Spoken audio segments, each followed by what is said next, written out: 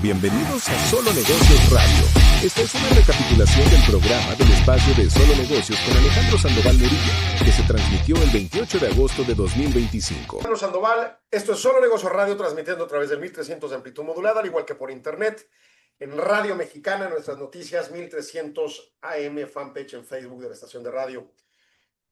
Y el día de hoy, vamos a platicar de gobierno corporativo. Tenemos 4 artículos muy interesantes de diversas fuentes que tratan temas de relieve en las mejores prácticas de gobierno corporativo y desarrollaremos una discusión alrededor de estos tópicos.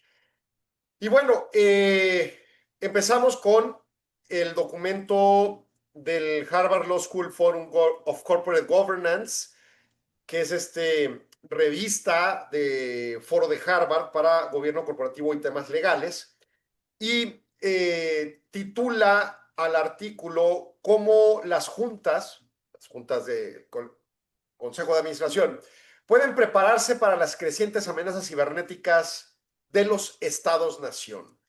A ver, ¿qué pasa en el contexto? Cada vez usamos más la tecnología, ¿no? Es algo que ya sea que nos va convenciendo, que nos obligan, que ocurre en nuestro mercado y nos tenemos que atar a ello. Oye, quiero la factura. Pues métete a tal página y hazla tú, ¿no? Cual es ilegal según el SAT, pero pues muchas empresas sí lo hacen. Y luego, oye, emite tu contabilidad, es electrónica. Oye, el correo electrónico. Oye, el buzón tributario. Oye, el pago financiero por medio de un banco, etcétera, etcétera. Cada vez más usamos la tecnología, no solo en esos eslabones de obligación imponible, sino pues para una gran cantidad de cosas. Este tipo de videoconferencias y demás, ¿no? Bueno, en ese alcance hay amenazas de seguridad. O sea, si hace, no sé, 500 años, cuando creaban la banca, se crea a partir de uno de los elementos justificadores los problemas de seguridad que vivía la gente al irse de viaje a otra ciudad, que se iban meses, porque pues se iban en caballo o caminando, yo qué sé, y y pues dejaban sus casas solas, pues se las robaban, o en el camino les robaban. Y entonces, pues un lugar donde dejar tus riquezas resguardadas era adecuado, tu dinero, tu oro, porque no existía propiamente el dinero como lo conocemos, ¿no? Y entonces, pues hubo una reacción ante la amenaza de riesgo. Bueno, hoy tenemos una amenaza en el proceso de usar estas tecnologías que nos unen y que facilitan los procesos de negocio, pues de ser atacados, de que nos hackeen las cuentas, nos roben el dinero, se metan en la videoconferencia, roben la información, nos compitan deslealmente, lo que ustedes gusten, ¿no? Y entonces hay ese tema. Y lo que hace este artículo es poner en la mesa, oye, Consejo de Administración, ¿estás preparado para realmente hacer frente a este tipo de amenazas cibernéticas? Los autores Mike Discroll y Sarah Sendek de FTI Consulting publican hoy, 28 de agosto. Y ellos plantean lo siguiente: es probable que el aumento de las tensiones geopolíticas conduzcan a un aumento de las amenazas cibernéticas entre los estados-nación. O sea, aquí nos está poniendo otro punto en la mesa dentro del análisis de riesgo. O sea, el origen ya no más va a ser un hackercillo ahí solito en el mundo, sino la instauración de un ataque o de ciberataques a un país particular y sus empresas por los conflictos geopolíticos, ¿no? Entonces, de repente, Israel, Irán están en pleito y se avientan bombas y se matan sus ejércitos, pero también entre sus agentes económicos se atacan en términos cibernéticos, ¿no? Ese es el tema que estaba poniendo. Entonces, las juntas directivas tienen una gran responsabilidad de garantizar la resiliencia de la empresa, más allá de plenamente el cumplimiento. Oye, yo cumplo todo, pago los impuestos, pago mi salario, la seguridad social, etcétera, etcétera. Pero pues de repente llega alguien y me ataca por los broncas en las que se mete mi gobernante en turno, ¿no? Y entonces, ¿qué hago al respecto? ¿Estoy preparado para ese riesgo sistémico? Es un riesgo del sistema, es un riesgo que deriva de los problemas de los políticos. Digo, no sé quién esté o no de acuerdo con los problemas entre los diferentes países en el mundo que hay de tensiones geopolíticas, pero los ciudadanos ante ello, pues vemos y punto. No es así como que, digo, ya si entramos en guerra, me imagino que es otro tema, pero así, si se pelea la presidenta Sheinbaum con el presidente Trump, pues podemos decir las implicaciones del riesgo y demás, pero más allá, pues nosotros qué. si se hace una guerra, Israel-Irán, por ejemplo, pues sus ciudadanos, ¿qué? O sea, pueden estar o no de acuerdo, es irrelevante, más bien es cómo reacciono ante ese riesgo sistémico, ¿no? Y es lo que está invitando el artículo. A medida que un número creciente de gobiernos del planeta se alejan de la globalización, los lazos diplomáticos y económicos tienen riesgo de debilitarse. Vamos, es una consecuencia bajo el análisis diplomático y de relaciones globales. Esto podría llevar a los Estados-nación a envalentonarse y aparte de los potenciales conflictos de guerras arancelarias y de guerras físicas, pues inicien guerras tecnológicas. Y dañando las relaciones o buscando dañar al contrario en sus relaciones, obviamente puede haber este tipo de situaciones, ya sea directas o indirectas, porque, o sea, quizá Rusia y Estados Unidos tienen un conflicto, o Estados Unidos y China, y pues ellos lo están dividiendo, pero de repente alguien por inducción de su gobierno o por la libre, va y ataca a las empresas del país contrario. Entonces, o sea, el tema es que hay un riesgo magnificado por ello, ¿no? El informe de FTI Consulting, Corporate Member and Diligent Institute encontró que mientras el 79% de los miembros de las juntas tienen exposición internacional más allá de Estados Unidos, ven los riesgos geopolíticos como una amenaza en su estrategia comercial y menos del 10% prioriza la gestión de los riesgos geopolíticos. Y entonces, por una tabla de las prioridades de los consejos de administración. El 76.5% crecer. Vamos a crecer, que esta economía crezca, esa es su meta. Optimización financiera, el 50% plantea que la optimización financiera, 50% de los consejos encuestados plantea que la optimización financiera es un tema fundamental. Integrarse en las transacciones de, ¿cómo se llaman? Fusiones y escisiones, ¿no?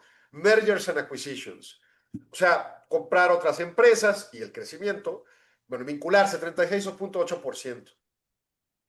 La planeación de la sucesión de la alta dirección y el consejo, 34.3%, un tema muy importante en Código de Mejores Prácticas de Gobierno Corporativo.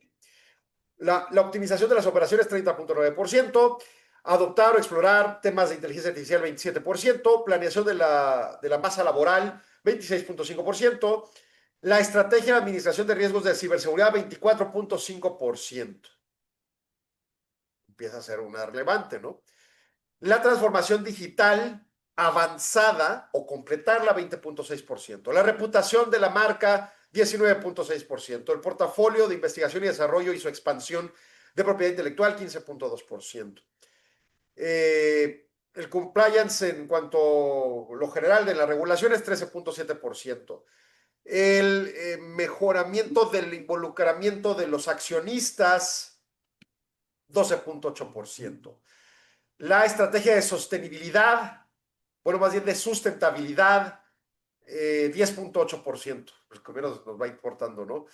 Y los riesgos, administrar los riesgos geopolíticos, 9.8%. Y en principio tiene una lógica, o sea, pues no podemos hacer nada al respecto, pero administrar las derivaciones de los riesgos políticos, sí.